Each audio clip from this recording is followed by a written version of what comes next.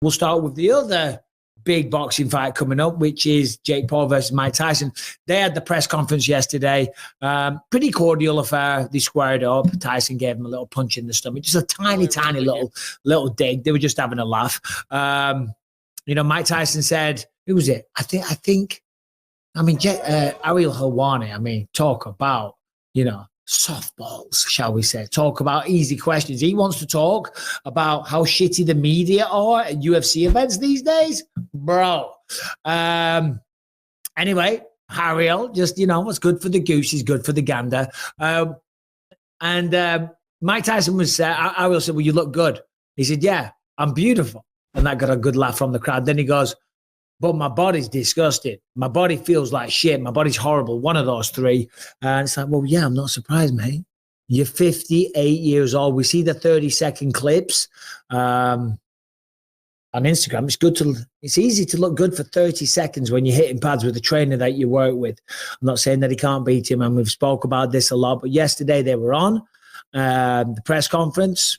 Fair play. I hope everyone makes a ton of money. One thing Jake Paul said that I did have an issue with is that ever since this fight became professional, that means someone's got to die.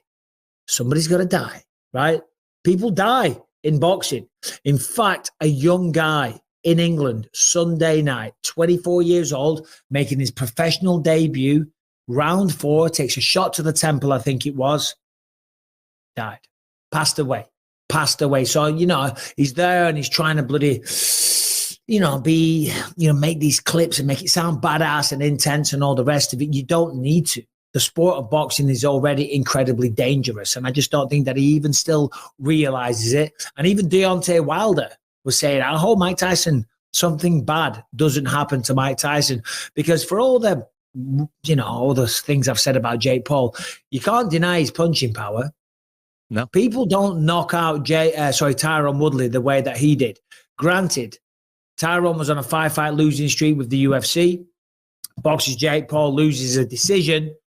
But we never saw him flatline like that. So the man's got serious power. And at 58 years old, I'm pretty sure you can't take a shot the same way, Harrington.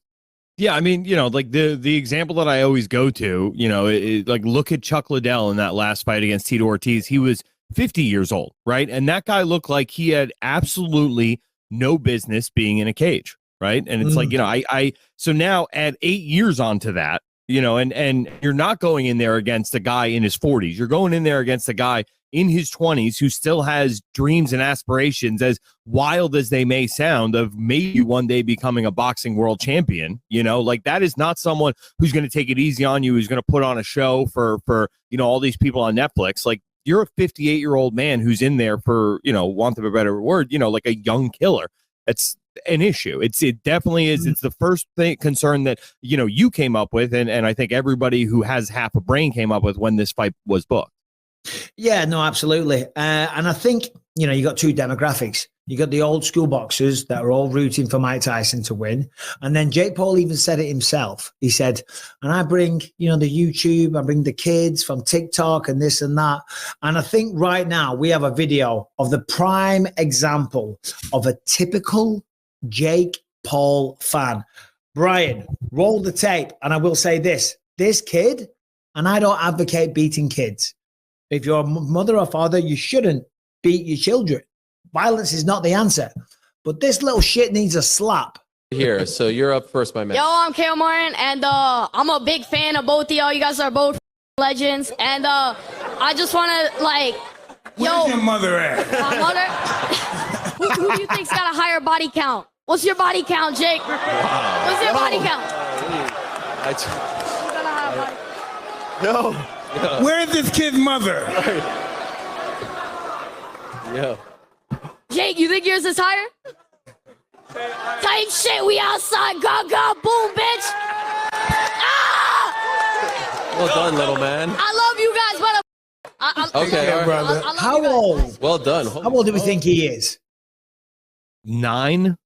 No, 14. 9. Yeah, 13-ish. I'd say something like that. Yeah, that kid stinks.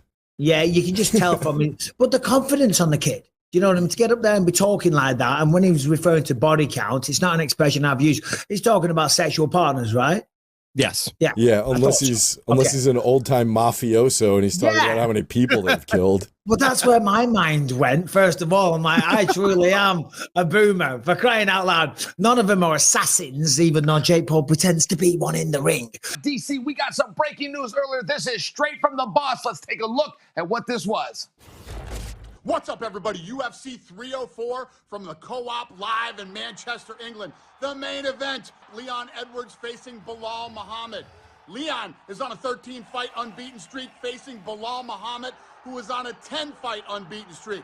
The co-main event will be interim heavyweight champion Tom Aspinall. He will be facing Curtis Blades. This is a rematch from 2 years ago where Aspinall suffered an unfortunate knee injury. Aspinall has 14 wins, all by finish, and all but one is in the very first round. He faces Curtis Blades, who recently stopped the surging Jailton Almeida at UFC 299.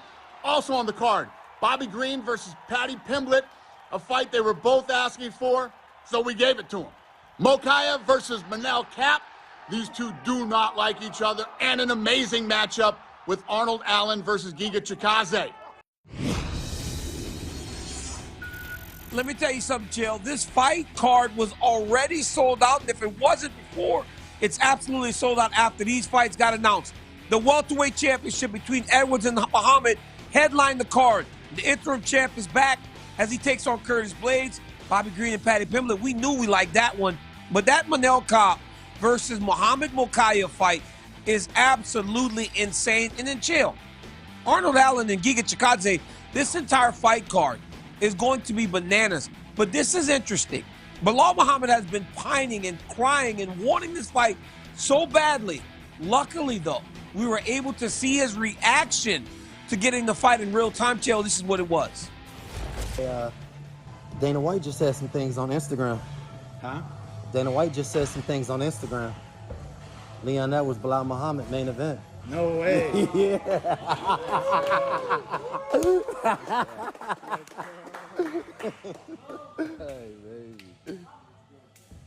I'd imagine Bilal Muhammad is just in the training room with the idea that at some point he's going to get a title fight. He's with Islam Makhachev and team right now in New Jersey.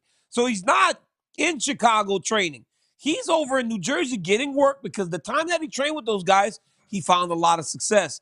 Chael, when you get the call that you're fighting for the belt, explain to the people the emotion that runs through you, because even though that training session just finished, he could turn right back around and work again because you're so excited.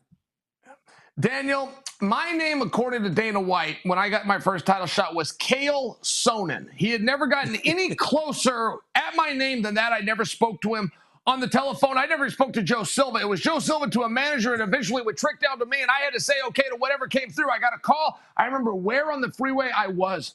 I look at my phone. I don't have it saved. He answers the phone. It's almost like he's keeping his voice down. He says, "Hey, Kale, it's Dana." And he said, "Would you fight Anderson Silva?" And I said, "Yeah, I fight Anderson Silva." He goes, "Good, because I just went on Sports Center and announced it. Good luck, kid." And he hangs up the phone. And that is a very true story. And I was on my way to practice. And the first thing I did when I got to practice, I went right to the scale. I got on the scale. I was 36.2 pounds over. And it was time to get to work, partner.